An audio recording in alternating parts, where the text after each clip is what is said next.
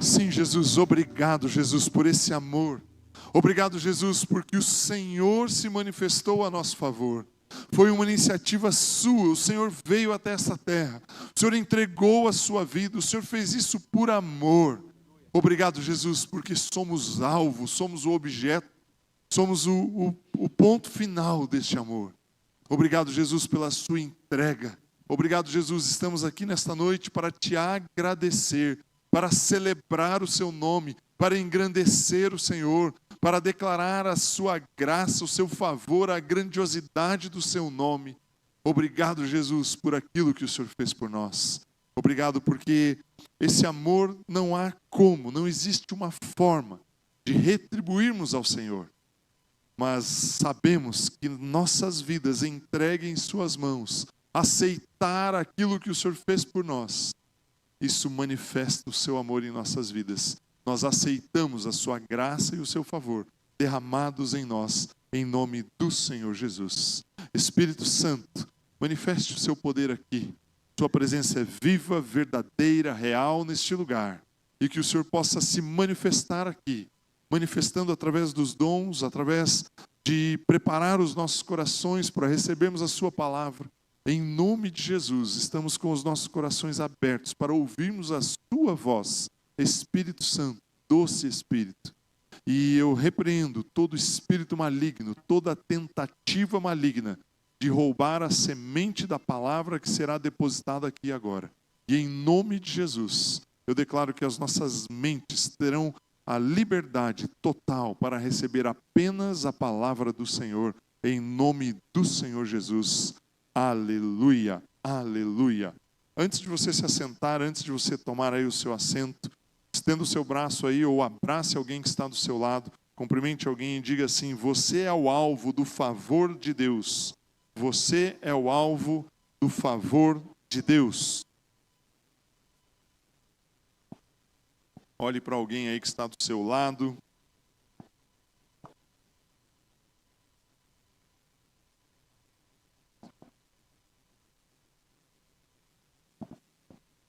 Você pode se assentar, por gentileza.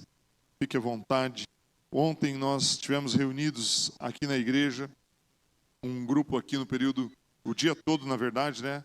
Começamos 9h30 ali, 10 horas da manhã e fomos até umas 4 horas da tarde mais ou menos. Todo o corpo pastoral da igreja, os apacentadores de grupos familiares e as pessoas que têm alguma responsabilidade em algum departamento. E nós discutimos aí, finalizamos, formalizamos a agenda de todas as nossas programações até janeiro do ano que vem, né? Até o comecinho do ano que vem. E, meu irmão, eu tenho algo para te dizer. Tem muita coisa para fazer. Vocês perceberam aqui pelos avisos, né, que a Ana Carla trouxe. Ela, na tarde nós estávamos falando pelo WhatsApp, né, ela falou: e aí, quais são os avisos e tal? Começamos a passar uma lista ali, eu falei: Jesus, tem 7 avisos aqui, né? E tinha mais coisas para pôr, que está um pouquinho mais para frente ali, a gente não colocou. Meu irmão, tem muitas coisas que nós vamos realizar esse ano. A igreja vai atuar bastante com uma frente forte na evangelização, com o trabalho com as crianças, com a formação das nossas vidas, com a edificação das nossas vidas. Nós vamos fortalecer as nossas vidas através da edificação. Tem muitas frentes que nós vamos atuar. Eu não fiz o levantamento ali, mas entre reuniões de grupos familiares, cultos, celebrações, momentos que nós vamos fazer, vão ter aí perto de umas 700, 800 atividades ao longo desse ano. Pode parecer, você pode não ver, mas elas vão acontecer. Todas as semanas, várias reuniões de grupo, as aulas que vão ter aí da FATEM, mais as atividades que nós vamos fazer. A Ana falou aqui da atividade da Páscoa, é bem importante, é uma ação de evangelização, assim como outras que nós vamos fazer ao longo do ano. Se envolva, participe. A igreja ela não funciona com 2, 3 pessoas, não, meu irmão. Você precisa estar aí engajado conosco. Você está convidado, eu diria até mesmo convocado a participar, a se envolver, a não deixar que as coisas aconteçam sem que você participe e se envolva. Amém? Amém? Amém. Você está convidado aí a estar conosco. Meu irmão, eu quero compartilhar um pensamento com você, bastante simples, como eu falei. Está no Evangelho de Lucas, se você quiser abrir aí a sua Bíblia, capítulo de número 13. Nós vamos projetar aí no telão, mas se você estiver usando aí a sua Bíblia, fique à vontade. Vou ler dos versos 10 até o 17. A palavra de Deus diz assim: certo sábado, Jesus estava ensinando em uma das sinagogas. Texto, pode passar. E ali estava uma mulher que tinha um espírito que a mantinha doente havia 18 anos. Ela estava encurvada e de forma alguma podia endireitar-se. Ao vê-la, Jesus chamou-a à frente e lhe disse: mulher, você está livre da sua doença. E então impôs-lhe as mãos e imediatamente ela endireitou e passou a glorificar a Deus. Indignado porque Jesus havia curado no sábado, o líder da sinagoga disse ao povo: há 6 dias em que se deve trabalhar. Venham para ser curados nesses dias, não no sábado. O Senhor Jesus aqui lhe respondeu: hipócritas, acaso cada um de vocês não desamarra no sábado o seu boi ou o seu jumento e o leva do estábulo para dar-lhe água? Ora, esta mulher, uma filha de Abraão, a quem Satanás mantinha presa por 18 anos, por longos 18 anos, não deveria no dia de sábado ser liberta daquilo que aprendia? E aí o verso 17. Tendo dito isso, todos os seus oponentes ficaram envergonhados, mas o povo se alegrava com todas as maravilhas que ele fazia. Esse texto, meu irmão, é um momento bem ímpar ali, bem importante, em que Jesus estava fazendo algo muito simples. Ele estava na sinagoga, no lugar onde os judeus se reúnem para discutir e ouvir a palavra de Deus. E Jesus, como era um mestre, tido como um mestre, considerado um mestre no meio dos judeus, ele estava na sinagoga fazendo algo. Ele estava ali ensinando a palavra de Deus. E ao manifestar a palavra de Deus, ao expressar a palavra de Deus, ao naquele lugar, naquele ambiente, compartilhar a palavra, ensinar, estar presente naquele lugar e ensinar a palavra, ele viu uma pessoa que estava opressa por Satanás. E eu quero tirar aqui alguns princípios, algumas palavras desse texto, para ver o comportamento de Jesus, o comportamento das pessoas, e nós vermos como, eu quero demonstrar como podemos aplicar hoje nas nossas vidas. E a primeira coisa que me chama a atenção é o propósito para o qual eles se reuniram ali. Era sábado, tradicionalmente os judeus vão para o templo, vão para a sinagoga, vão ouvir e vão discutir a palavra de Deus, e esse é o hábito deles, é comum eles fazerem isso. E aquela mulher, não diferente de todos os outros moradores daquela região, habitantes daquele lugar, ela foi para a sinagoga também. E ao chegar lá, teve uma situação que chamou a atenção e Jesus olhou para ela. E eu gosto dessa expressão, vendo Jesus a mulher. O versículo de número 12 diz assim: ao vê-la Jesus. E eu olho uma situação como essa, uma mulher, 18 anos encurvada, o texto fala muito claramente que ela era opressa por Satanás. O próprio Jesus, um pouquinho mais à frente ali no 16, se eu não me engano, ele fala a respeito disso. Ela era opressa por Satanás, Satanás estava prendendo, ela estava presa, e Jesus percebe isso. E aí quando ele vê essa pessoa, eu gosto muito dessa expressão, ao vê-la. Porque às vezes nós estamos no nosso dia a dia, nas nossas lutas, nos nossos embates, nas circunstâncias do nosso trabalho, da nossa vida, e nós temos uma sensação, ou temos uma percepção de que Jesus não está vendo, de que as coisas são distantes. Aonde está Deus? Às vezes, algumas pessoas no trabalho que sabem que você é cristão, que sabem que está acontecendo alguma coisa ali, olham e falam: mas cadê o seu Deus? Onde que ele está? Por que você não ora? E quando você ora, por que as coisas não acontecem? Em alguns momentos nós mesmos nos questionamos. Nós olhamos situações pelas quais estamos vivendo, passando, e olhamos e falamos: Deus, aonde o Senhor está nessa situação? E é interessante, esse não é o único texto, existem outros textos que existe essa expressão, quando diz no verso 12, ao vê-la Jesus. Meu irmão, eu quero que você saia daqui hoje com uma convicção no seu coração. Independente do momento em que você está passando na sua vida, em relação ao trabalho, à família, ou qualquer outra circunstância, independente disso, Jesus sabe aonde você está. Jesus sabe o que está passando no seu coração. Jesus sabe quem é você. Ele te ama a tal ponto de saber o que é que você está pensando. A palavra de Deus diz lá no Salmo 139, que quando antes de nós falarmos algo, antes das palavras nos chegarem aos lábios, o Senhor sabe o que passa em nossos corações. Jesus, ele formou você foi formado, né? A palavra de Deus em João capítulo 1 diz que nada do que foi feito sem Jesus. Quando você foi formado lá no ventre da sua mãe, ele sabia que você estava sendo formado. Ele vê você. Pare de achar que você é invisível para Deus. Pare de pensar que, mas será que vale mesmo a pena? Será que Jesus me ama? Será que Deus está me vendo? Oh Deus, onde você está? Muitas e muitas vezes esse pensamento passa na nossa mente. E aí eu fico ao ler esse texto, eu fico pensando essa mulher indo lá na sinagoga. 18 anos.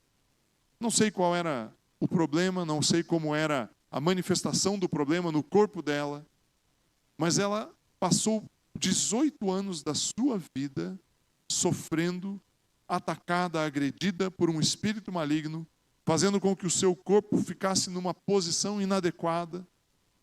Mesmo assim ela ia na sinagoga. E aí eu fico pensando, Deus, quantas vezes essa mulher, será que ela pôs os pés ali e ouviu uma oração, ou ouviu alguém falando a respeito de Deus, a respeito do poder de Deus, dos milagres que Deus fez? Os judeus, eles trabalham muito forte, enaltecem muito aquilo que aconteceu, por exemplo, na saída do Egito para a terra prometida, a abertura do Mar Vermelho, as pragas lá no Egito, tudo que aconteceu para que o povo judeu pudesse ser livre. E eu fico imaginando essa mulher por 18 anos ouvindo as histórias, ouvindo cada relato, e olhando e falando: Deus, por que eu não consigo? O que falta? Mas naquele dia, naquele momento, naquele instante, naquela circunstância, naquele sábado, ela coloca os pés na sinagoga. E a expressão maior do amor de Deus pela humanidade, viu ela, olhou para ela, percebeu ela naquele lugar, não deixou passar despercebido a circunstância e a situação da qual ela estava vivendo. Jesus ama aquela mulher, amou aquela mulher de tal forma naquele momento, que ele não deixou de perceber, de ver, de enxergar ela. Eu gosto muito, a palavra no texto original aqui, de ver, né? A palavra ver é a palavra eido, e não é simplesmente enxergar, mas ela é traduzida como ver, como viu, né? Ou vê-la, como está o texto ali que nós lemos. Mas o sentido da palavra corretamente lá no original é perceber, usar os sentidos para perceber alguma situação ou alguma pessoa. Meu irmão, Jesus não olhou para ela apenas. Jesus não olhou ali e falou: estou vendo aqui a Maiara está com uma blusa roxa, estou vendo. Não é isso. Não sei se é roxo, né? Eu sou ruim para cor, às vezes eu falo uma cor e não é. Não é só isso, não é olhar. Jesus, ele entendeu, ele percebeu, ele quase como se ele soubesse, evidente, ele sabia o que ela estava passando, o que ela estava sentindo. E é isso que eu quero que você entenda. Não saia daqui indiferente a isso. Quando você está passando por uma circunstância, Jesus está vendo você. Ele está percebendo você. O amor dele está derramado sobre a sua vida. Mas eu não enxergo, eu não percebo, os meus sentidos dizem o diferente. Meu irmão, no seu espírito você precisa entender que Jesus ama você ao ponto de ver você, independente do que está acontecendo. E aí tem um segundo passo que Jesus dá. tem uma segunda atitude de Jesus. E eu gosto muito de olhar o texto nessa perspectiva daquilo que Jesus fez, né? O verso 12 começa dizendo assim: ao vê-la, Jesus chamou-a à frente. Jesus não somente olhou, não somente viu aquela mulher, mas ele também chamou ela para que ela viesse à frente. Nós fizemos isso agora há pouco aqui, enquanto o Leonardo ministrava o momento de libertação. Esse momento de libertação, meu irmão, eu abro o meu coração com você aqui. Eu acho ele, assim, a gente faz ele aqui, mas eu não sei o quanto, né, nós nunca deixamos de fazer, assim, eu entendo que nós temos que fazer. Mas eu não sei o quanto você percebe a importância que esse momento tem. Quando nós falamos assim, olha, vem aqui à frente, ou vamos orar por tal situação, meu irmão, acontece uma movimentação no ambiente espiritual que você não tem noção. Sabe quando você vê aqueles videozinhos na internet? Eu sei que todo mundo vê, né? Todos nós vemos em algum momento do dia, a gente dá uma paradinha para olhar. E você vê uma câmera colocada lá na Índia, numa cidade bem populosa, e pega um cruzamento assim que tem 2 avenidas e mais uma rua atravessada, e aquele monte de carro cruzando, você não sabe para onde uma moto vem, vai para lá e vem, aquele rolo que ninguém entende de onde vem e para onde vai. Meu irmão, no momento da libertação aqui, o mundo espiritual está desse jeito. Tem demônios que querem oprimir você, que querem destruir você. E nós, enquanto igreja, enquanto corpo, estamos reunidos aqui com autoridade, uma autoridade que não foi conquistada por aquilo que nós fizemos, mas foi dada, foi delegada a nós através daquilo que Cristo Jesus fez. E essa autoridade pode mover no mundo espiritual. E quando nós falamos, olha, vem aqui à frente, uma atitude sua de sair do seu lugar e vir aqui demonstra que você crê que Deus vai mover, Deus vai agir. Quando Jesus chama ela, fala, vem aqui à frente. Jesus estava pedindo para ela, né, ou orientando ela a dar um passo de fé, a dar um passo e dizer assim, eu vou, por que eu vou? Eu vou ali para receber algo. E o que ela pensou? Eu não tenho ideia do que passou na cabeça dela. Talvez ela estivesse com vergonha por causa do jeito, por causa da posição, do formato, da maneira como o corpo dela estava. Não sei o que passava por ela, pela mente dela. Mas Jesus viu, percebeu ela, amou ela, entendeu que era necessário que ela fosse liberta e chamou ela para ela vir à frente. Quando nós fazemos um apelo, como eu falei aqui, no momento de libertação, não é simplesmente porque a gente quer que você se exponha, não é simplesmente porque a gente quer que você venha aqui à frente, achando que, vai lá, vamos mostrar aí os problemas. Mostrar que você tem alguma dificuldade, não é isso, meu irmão. Vir aqui à frente representa que você está dizendo assim, Senhor, eu creio. Eu sei que o Senhor é poderoso para fazer algo. Eu entrego a minha vida nas suas mãos. O Senhor vai se mover. O Senhor é um Deus vivo e verdadeiro. O Senhor é um Deus único. O Senhor é o mesmo ontem, hoje, será para sempre. E o poder e a manifestação de Deus acontecem. Por que Deus se manifesta onde nós estamos? Não é por causa do lugar, não é por causa das pessoas, não é por aquilo que fazemos. Mas é porque Ele nos ama. Porque Ele está vendo você, independente da circunstância que você está. E aí, então, seguindo aqui o meu pensamento, Jesus viu essa mulher, Jesus chamou-a à frente e Ele fala para ela, mulher, você está livre da sua enfermidade, você está livre dessa doença. E aí Jesus tem uma terceira atitude e Ele impõe as mãos sobre ela e imediatamente ela se endireitou e passou a louvar a Deus. As 3 atitudes que Jesus demonstra nesse texto. Ele viu, Ele chamou e Ele tocou. Ele impôs as mãos sobre ela. Meu irmão, Jesus Ele quer se relacionar comigo e contigo dessa mesma maneira. Ele vê você, Ele vê as circunstâncias e as lutas que você está enfrentando. Ele chama você para perto dEle e Ele toca na sua vida. Ele mostra o seu amor. Ele dá uma experiência. Porque tocar é ter uma experiência com Ele. É sentir o toque dEle na minha e na sua vida. Tocar quer dizer que você vai perceber, né? Se eu puser a mão aqui, né, dentro do copo aqui, pus o meu dedo aqui na água, eu percebo a água fresquinha, geladinha, refrescante. É isso que Jesus quer fazer com você. Ele quer tocar na sua vida. Ele quer olhar para você, ele percebe você, a circunstância que você está. Ele chama você para perto dele e ele toca a sua vida. Essa é a maneira como Jesus demonstra se relacionar conosco. E o que é mais curioso, ele aproveitou um dia de sábado. Para os judeus, o que ele estava fazendo era um trabalho, era trabalhar. Para os judeus, o que Jesus estava fazendo dependia de um esforço. Para eles, aquilo era fazer algo, era trabalhar, era exercer uma atividade, era se esforçar. Isso era o que os judeus imaginaram, pensaram ali. E aí eu olhando o texto, e aí é uma interpretação completamente minha, livre, não tem talvez base aí teológica nenhuma para isso. Mas para Jesus, não foi nenhum esforço demonstrar o amor dele por aquela mulher. Para Jesus aquilo foi algo tão natural como respirar. Foi algo tão natural como ter um pensamento. Não havia da parte de Jesus para com aquela mulher nenhum esforço. Mas os judeus, os religiosos, as pessoas que gostam de colocar as regras, de definir como que as pessoas têm que fazer para poder alcançar algo, para elas, aquilo era um esforço. Jesus, você está trabalhando.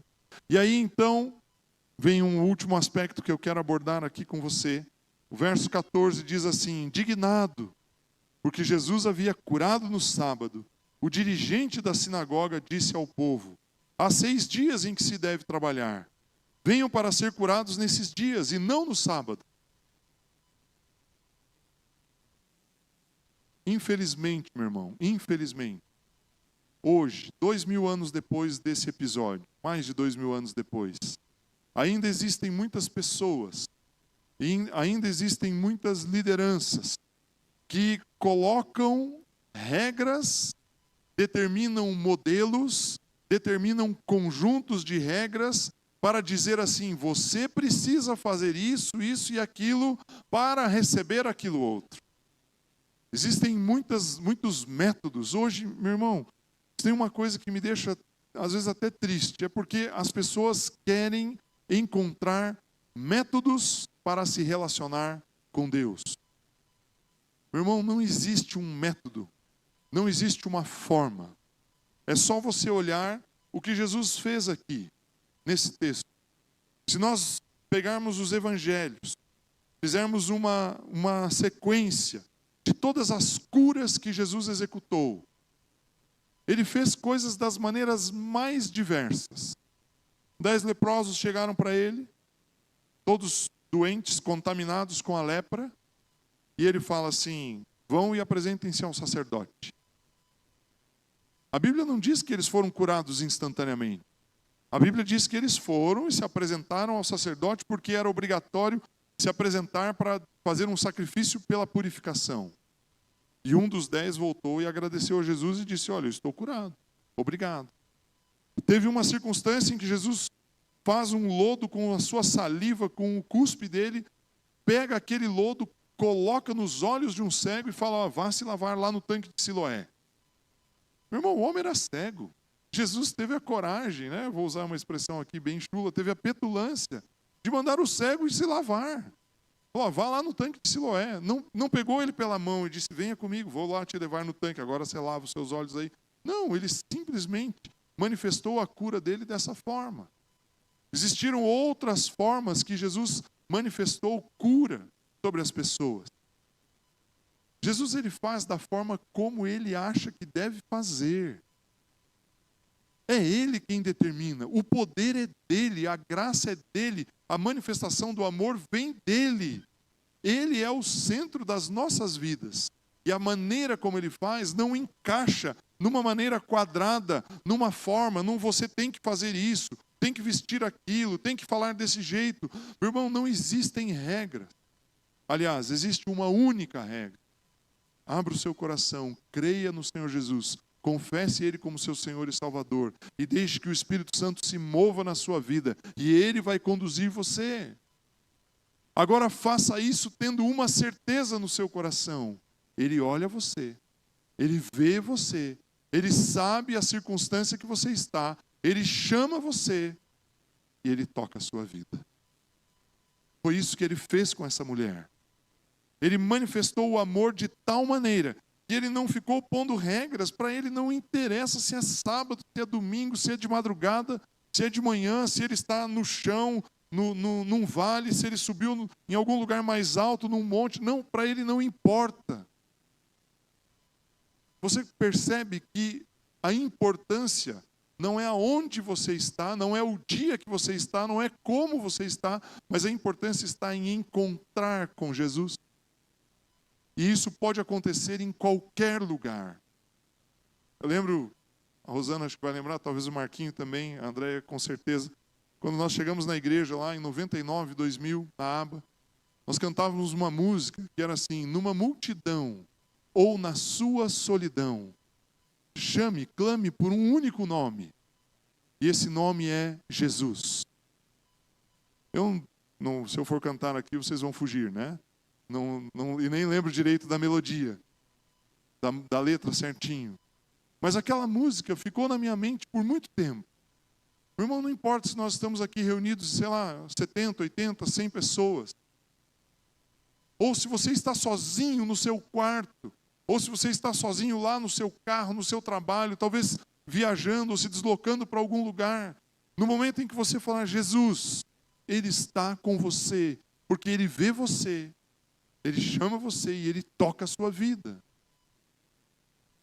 Só que nós temos que quebrar das nossas vidas esse conjunto de regras. Não estou dizendo aqui, né, o que eu estou dizendo é, não queira limitar o que Deus pode fazer na sua vida. Estou lendo um livro, estou finalizando, tentando lembrar o nome do autor aqui. Não me lembro o nome, não me lembro certinho. Brennan alguma coisa, não me lembro o sobrenome. O livro chama O Impostor que Vive Dentro de Mim. E esse cara, ele foi um sacerdote católico, depois ele abandonou o seu sacerdócio, se converteu, casou-se, teve lá filhos, e ele conduziu um ministério pastoral nos Estados Unidos por muito tempo, por um bom tempo, manifestando especialmente a graça e o amor de Deus através do ministério dele. Tem alguns livros aí que são conhecidos que ele escreveu. Esse livro eu não tinha lido ainda. E é interessante como ele mostra que às vezes nós colocamos regras para nós mesmos. E colocamos coisas assim, falando, não, se eu acordar de manhã e não fizer uma oração, não citar tal texto, não fizer isso, o meu dia ele não é bom. Meu irmão, é claro que você tem que orar de manhã. Talvez até mesmo antes de abrir os olhos, você deveria orar. Aliás, quando nós lemos lá o texto de Gênesis e diz que Deus vem na viração do dia para se assentar no jardim, muitas vezes as pessoas pensam que é no final da tarde. Não, é de manhã cedo. É quando o dia vira mesmo, quando começa o dia. Do ponto de vista do sol nascer. Nesse momento Deus está ali, né, eu entendo assim, Deus está disponível para conversar conosco. Ao acordar, ore, com certeza. Mas se acontecer de você não orar por algum motivo, Jesus não vai punir você por isso. Jesus não vai olhar e falar, virou a cara para mim hoje, vou virar as costas para você também. Irmão, isso é inconcebível. O relacionamento que nós temos com Deus não depende daquilo que nós fazemos. Eu não preciso ir para um lugar para me encontrar com Deus. Aonde eu estou, Ele está comigo. Aliás, eu citei aqui o Salmo 139, se eu fosse ler o Salmo 139, nós veríamos que não importa onde você estiver, você pode estar no mais profundo abismo, ou na mais alta montanha. Deus vai encontrar você lá, Ele vai tocar você, Ele vai ver você, Ele vai chamar você e Ele vai tocar a sua vida aonde você estiver.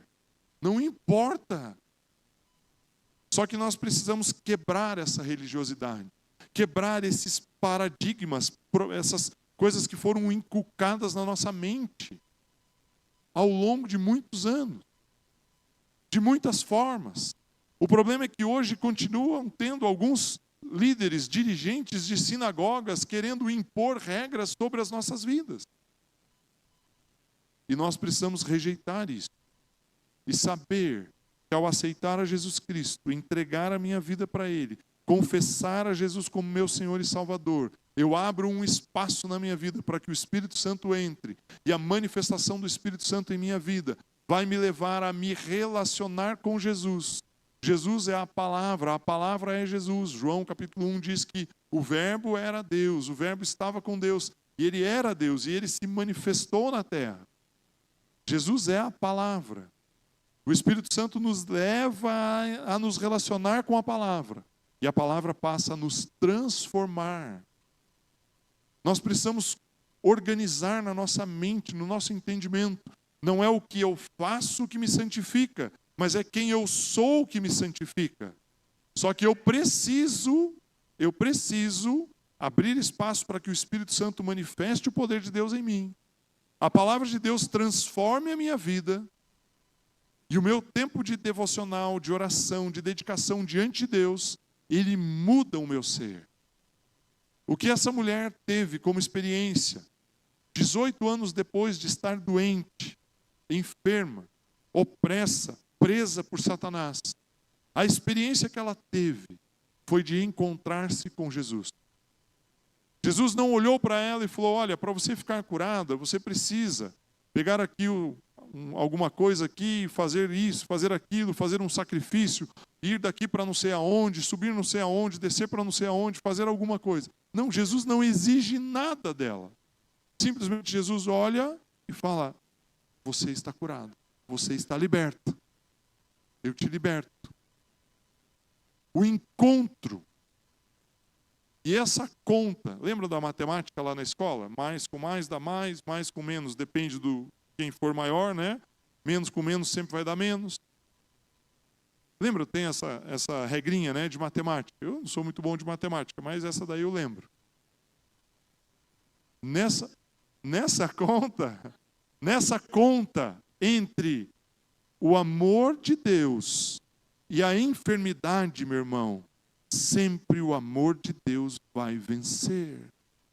Quando Jesus vinha com a sua turma, né, com os seus discípulos e mais uma multidão, para entrar na cidade de Naim, Lucas capítulo 11, e uma viúva que ia enterrar o seu filho, seu único filho, se encontra com ele na porta da cidade.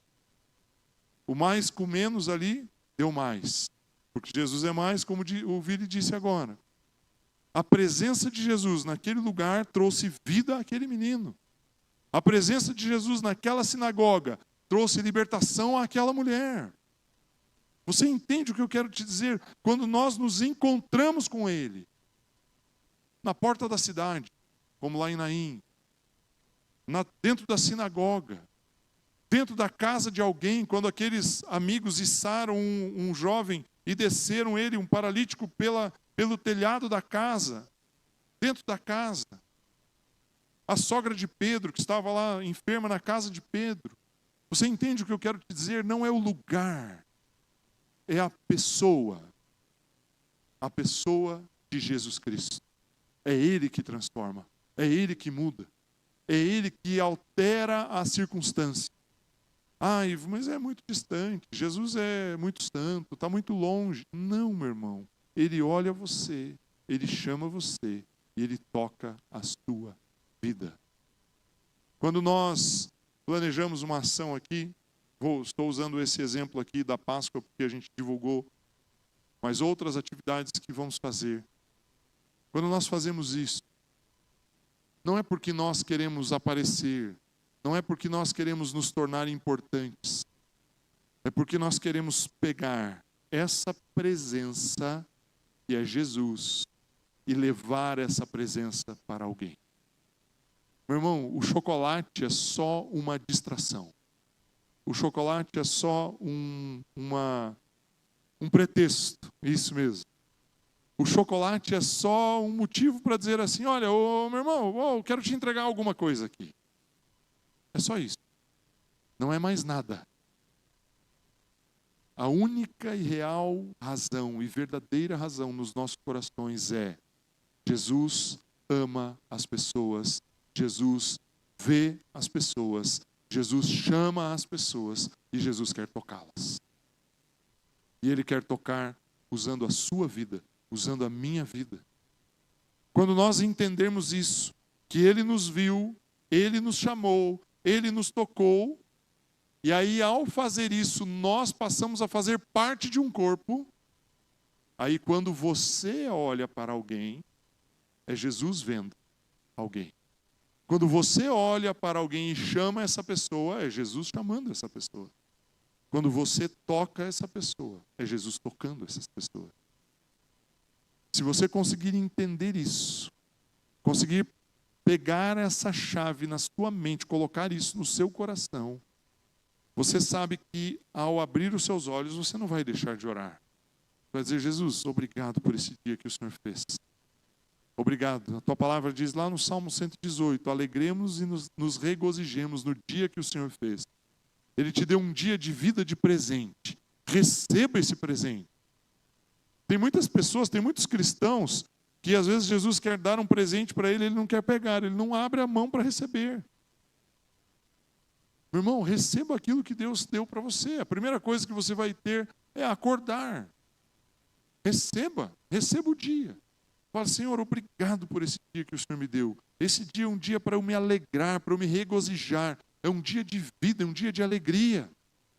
Eu recebo Ele como seu filho, eu recebo como um herdeiro seu. Recebo os dons espirituais que foram dados através de Cristo Jesus, o que o Espírito Santo manifesta em minha vida. O fruto do Espírito em minha vida, os dons, aquilo que Jesus nos entrega como herança, nós devemos receber. Recebemos aquilo que temos como herança do ponto de vista material. O Léo aqui no momento que fez a libertação, ele orou nesse sentido. Tem um texto de Gálatas que diz que nós, em Cristo Jesus, nós somos herdeiros de Abraão. E se você for ler lá, Gênesis capítulo 12, 13, 14, você vai ver a herança de Abraão. Ao que você tem direito. Porque você é herdeiro de Abraão em Cristo Jesus. Bens materiais, abundância. Meu irmão, isso é direito nosso, é nossa herança. Nós temos que nos posicionar e dizer, Senhor, obrigado por isso. Pare de se enxergar como uma pessoa que é um coitado, que é eu não mereço, eu não... Meu irmão, Jesus entrou na sinagoga, aquela mulher era endemoniada, possessa, presa por Satanás. Ele não exige nada dela, e ele olha para ela e fala, vem aqui, você vai ser livre hoje. Eu amo você, você vai ser alvo do meu amor, da libertação através da minha vida. Agora, para finalizar aqui, eu volto ali no verso de número 10. Lucas 13, 10. Certo sábado, Jesus estava ensinando numa das sinagogas. Meu irmão, o que transforma as nossas vidas é a palavra. Talvez aquela mulher só foi ali naquele lugar porque Jesus estava ensinando. Eu não sei. Nós não sabemos. Aliás, a Bíblia só faz referência a ela nesse texto. Não sei se ela ia ali todo sábado, não sei se ela foi por acaso, não sei se alguém levou. Mas eu te digo uma coisa, aquela pessoa estava ali porque Jesus estava ensinando. E o ensinar aqui, não estou dizendo que você tem que ser professor, que você tem que ir lá fazer uma formação lá em pedagogia, virar professor para ensinar. Não, não é isso. O ensinar aqui é que Jesus compartilhava a palavra. Se você quer ver a sua vida transformada, coloque a palavra dentro do seu coração. Se você quer ver a sua vida transformada, se encharque da palavra. Se você quer ver as circunstâncias transformadas, declare a palavra sobre as circunstâncias. Se você quer ver as pessoas que estão ao seu redor transformadas, compartilhe com elas a palavra. Jesus é a palavra. A palavra é Jesus. O verbo se fez carne. A palavra verbo ali em João capítulo 1 é logos. É palavra. A palavra se fez carne. A palavra criou todas as coisas. E nós precisamos transformar isso em nossas vidas. declarar a palavra sobre a sua saúde, declarar a palavra sobre os seus filhos, declarar a palavra sobre a sua vida, declarar a palavra sobre suas finanças, declarar a palavra sobre o seu trabalho, declarar a palavra sobre a sua igreja, sobre o seu grupo familiar, sobre, se você é um apacentador, sobre os seus apacentados, se você participa de um grupo familiar, sobre os seus irmãos, sobre a sua liderança. Meu irmão, declare a palavra. É isso que transforma as nossas situações e as nossas circunstâncias. É a palavra que muda o ambiente. Jesus estava ensinando. E ao ensinar, ao compartilhar, ele percebeu aquela mulher, ele chamou ela, ele a tocou, e ele manifestou o poder de Deus ali, a cura e a transformação daquela vida. Meu irmão, isso é o que muda as nossas vidas. Nos encontrarmos com Jesus. Absolutamente mais nada pode mudar. Mais nada pode mudar. Absolutamente mais nada pode transformar a sua vida. Apenas Jesus. Ah, o meu filho precisa de mudança, a minha filha, o meu irmão, o meu pai. Somente Jesus pode transformar.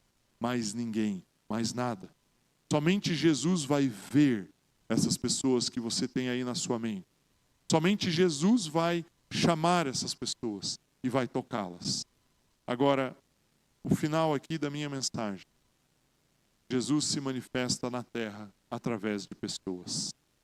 Você é a manifestação de Deus na face da terra. Você é a manifestação de Jesus na face da terra. Então, se você quer ver a presença de Jesus lá no seu trabalho, tenha consciência de que você é a presença dele lá. Isso muda o ambiente. Isso muda as circunstâncias. Agora, se Jesus chega lá no seu trabalho e começa a olhar e fala igual você fala, espero que não, né? Espero que você não fale assim. Ah, que droga, nada resolve, não consigo ir para frente, nada dá certo. Se você se comporta assim, você está dizendo que Jesus, que é a presença, está presente na sua vida através do Espírito Santo, se comporta desse jeito. Então, quando você está lá no seu ambiente de trabalho, lidando com seus clientes, lidando com seus fornecedores, lidando com as pessoas que você se relaciona ali, assim, Jesus, nós estamos juntos aqui. Eu preciso do Senhor, eu preciso da direção do Espírito Santo aqui para tomar as minhas decisões, aquilo que eu vou falar, aquilo que eu vou fazer. E eu creio que nós vamos vencer, temos aqui essas situações para resolver. Eu declaro aqui, tua palavra diz isso, a tua palavra diz aquilo. Põe uma lista de textos aí no seu bolso, meu irmão. Colhe lá na tela do seu computador, colhe na tela do seu celular, né? Põe um post-itzinho colado na tela do celular. Aí você vai olhar menos o Instagram e vai ler o texto pelo menos, né? Meu irmão, olhe nesse sentido. Nós precisamos nos alimentar da palavra. Jesus ensinava na sinagoga. O ensinar ali, ele compartilhava algo de Deus com aquelas pessoas. Ao fazer isso, ele viu aquela mulher. Ao fazer isso, ele chamou ela e tocou na vida dela. Meu irmão, quando você começar a semear a palavra, onde você está, com quem você está, você vai começar a ver as pessoas de um jeito diferente. Você vai começar a perceber as pessoas de um jeito diferente. E você vai ver Jesus tocar na vida delas. E isso vai começar a transformar o ambiente. Transforma a sua vida na segunda-feira, na terça, na quarta, na sua casa, no seu trabalho. E quando você chegar aqui no domingo, você não veio buscar absolutamente nada. Você veio simplesmente adorar e louvar e glorificar aquele que esteve com você segunda, terça, quarta, quinta, sexta. A vida cristã, meu irmão, ela é vivida do domingo às 8 da noite até o outro domingo às 6 da tarde. Isso é vida cristã. O que nós fazemos aqui nessas 2 horas, 1h30, 1h40, é simplesmente expressar aquilo que Deus fez na minha vida nos últimos dias. E o que Ele fez na minha vida nos últimos dias? Ele me viu, Ele percebeu quem eu sou, Ele me chamou e Ele tocou a minha vida. Por isso que quando eu estou aqui no culto, eu estou aqui para celebrar. Celebrar porque eu sou alvo do amor, eu sou alvo do favor de Deus, eu sou alvo do toque de Jesus. E eu venho para cá para celebrar. Esse é o propósito, é isso que nos motiva, é isso que nos traz aqui. É celebrar ao Senhor, adorar por quem Ele é. Adorá-lo por quem Ele é. Vamos ficar em pé, por gentileza? Antes de orar aqui, de encerrar, eu não posso terminar esse momento, não devo terminar esse momento, sem fazer uma pergunta para você. Talvez você esteja se sentindo rejeitado ou não visto. Talvez você esteja se sentindo invisível. Talvez no tempo em que eu fui falando aqui, você tenha pensado assim, olha, ele está dizendo que Jesus viu aquela mulher, mas viu ela, acho que ele não está vendo mais ninguém não, eu não estou sendo visto. E eu quero dizer algo para você, Jesus vê você, aonde você está, na circunstância que você está, independente da circunstância. E eu quero incentivar você a abrir o seu coração e entregar a sua vida. Eu não sei se você já fez uma oração pública de entrega da sua vida a Jesus, mas eu declaro que você é livre para fazer isso.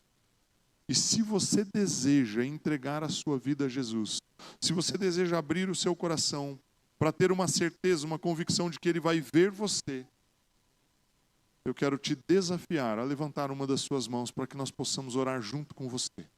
Se você gostaria de entregar a sua vida a Jesus, erga uma das suas mãos, por gentileza. Nós vamos orar juntos. Amém. Deus abençoe. Pode baixar a sua mão, Viane. Mais alguém que gostaria de entregar? Amém. Deus abençoe. Pode baixar a sua mão. Aleluia. Eu quero dizer algo para vocês. Vocês que ergueram as suas mãos. Jesus, Ele vê você. Ele vê você. Ele chama você. E Ele toca a sua vida. Eu quero convidar todos os irmãos que estão aqui. Nós vamos orar juntos. Você vai repetir essa oração comigo. Né? Você vai repetir essa oração conosco. E vocês que ergueram as mãos, vocês vão orar juntos. Fazer uma oração que eu vou ditar aqui, eu vou falar e vocês vão repetir. Digam assim comigo. Todos os irmãos vão nos apoiar. Digam assim: Senhor Jesus, eu abro o meu coração. E eu te peço, entre em minha vida. Transforme a minha vida. Eu te agradeço pelo seu amor, por me ver, por me chamar e por tocar em minha vida. E agora, eu te entrego tudo que sou, tudo que tenho, e eu abro meu coração para o seu Espírito Santo entrar em minha vida. Eu te peço perdão pelos meus erros, pelos meus pecados, e te agradeço pelo sangue que me purifica. E em nome de Jesus, eu quebro toda aliança com as trevas. E em nome de Jesus, eu me declaro livre e liberto. Em nome de Jesus. Amém. Aleluia. Você é livre, meu irmão. Você é livre. Nós somos livres. Cristo nos libertou. Ele nos deu liberdade. Amém? Antes de finalizar, nós vamos cantar aqui para terminar o culto, esse tempo de celebração. Eu falei aqui de nós termos uma agenda, uma programação bem extensa ao longo do ano. Como é que você sabe o que a Comunhão Cristã Aba de Maringá está fazendo? Né? Nós comunicamos toda a nossa programação no culto aqui nos avisos, mas o canal, o caminho oficial dessa comunicação, ele acontece nos grupos familiares, através de uma carta que é enviada para os apacentadores, normalmente no domingo ou na segunda de manhã. E aí, na segunda-feira, durante a semana, nas reuniões, você vai saber o que está acontecendo ou o que vai acontecer na igreja. Então, se você não é membro, não é participante de um grupo familiar, eu quero te convidar a entrar, a ingressar na integração. Você viu o vídeo ali no início do culto. A integração é o primeiro grupo familiar que você vai participar. É onde nós vamos poder conhecer você, você vai conhecer a igreja, você vai entender como nós pensamos como igreja e vai ser então encaminhado depois de algumas semanas para o grupo familiar. Lá no seu grupo familiar você vai ter um apacentador, vão haver reuniões semanais, você vai encontrar com essas pessoas e você vai ser orientado sobre tudo o que nós vamos fazer. E eu quero incentivar você que não participa, não está participando nem da integração, nem de um grupo familiar, vá ali no fundo, na minha direita, lá na esquerda de vocês, o Marcos e a Cris vão estar lá. E eles vão recebê-los ali e vão dar as orientações. Se você não tiver tempo, precisar sair, venha no sábado às 16h30 aqui no templo mesmo e venha participar da integração. fazer parte da igreja, receber essa cobertura é muito importante para a sua vida. Talvez você não esteja enxergando, vendo que Jesus está vendo você, porque você não está tendo comunhão com o corpo. E fazer parte de um grupo familiar é ter comunhão com o corpo, é fazer parte do corpo. Então eu quero incentivar você a vir para a integração, vir para o grupo familiar, participar das nossas atividades, ter envolvimento com as nossas atividades. Isso faz parte, isso é ser igreja. Ser igreja não é vir no culto domingo, olhar essas paredes aqui, cantar um pouco, bater palma. Não, isso faz parte de uma expressão de amor a Jesus. Mas ser igreja é estar junto no dia a dia, se encontrar durante a semana, ter um tempo, orar uns pelos outros, compartilhar um testemunho, apoiar aqueles que precisam de ajuda. Amém?